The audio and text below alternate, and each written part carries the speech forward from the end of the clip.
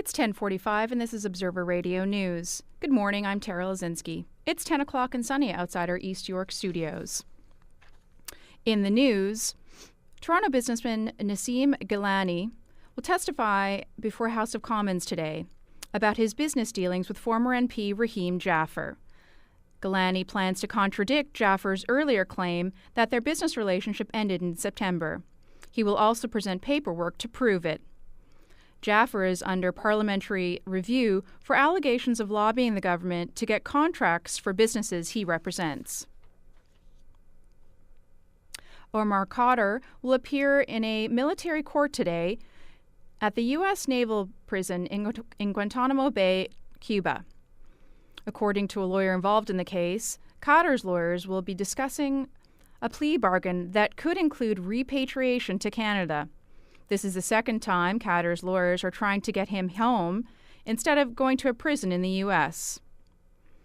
Toronto-born Khadr, now 23, has been detained for more than 7 years on terrorism-related charges. He's the last Western prisoner being held in Gitmo. 2 people were flown to hospital following an early morning accident. The 2-car crash happened in East Gwillimbury at 7 a.m. this morning. Police say one of the victims may be pregnant. The collision happened at Queensville Side Road and 2nd Concession. In sports, the Toronto Red Wings beat Phoenix last night 6-1 in their first postseason series win. Detroit goes on to meet the San Jose Sharks in the Western Conference semifinals, while the Coyotes go home empty-handed after having their best season in Phoenix despite ownership turmoil. Round 1 of the Stanley Cup playoffs wraps up tonight, with the Montreal Canadiens battling the series against the Capitals. The pressure will be on as the Canadiens try to shut down Washington, a team favored to win the Cup.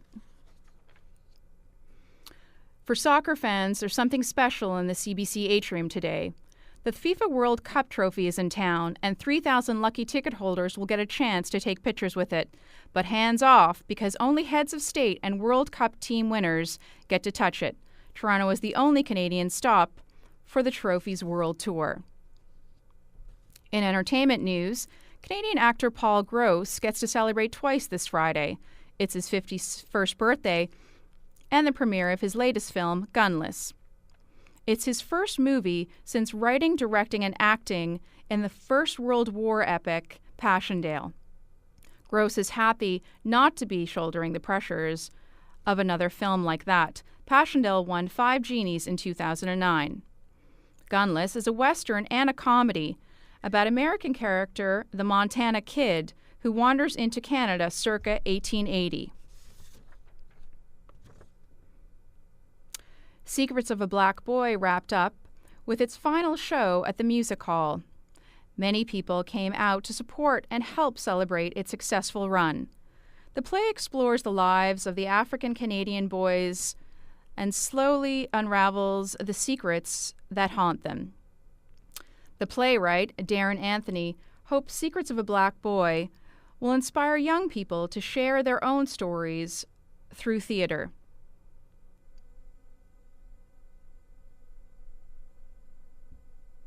Basically, I just want to spark conversation and inspire the next generations of storytellers. I find that there's a young voice out there that wants to be heard, and theater is a beautiful medium. And I think there's more to it than just rap. Darren Anthony and his sister Trey both work in their communities with youth on a regular basis. They devote their time educating and encouraging people to express themselves with their voices. And that's all for Observer Radio News right now. For more news, go to our website, torontoobserver.ca. I'm Tara Losinski.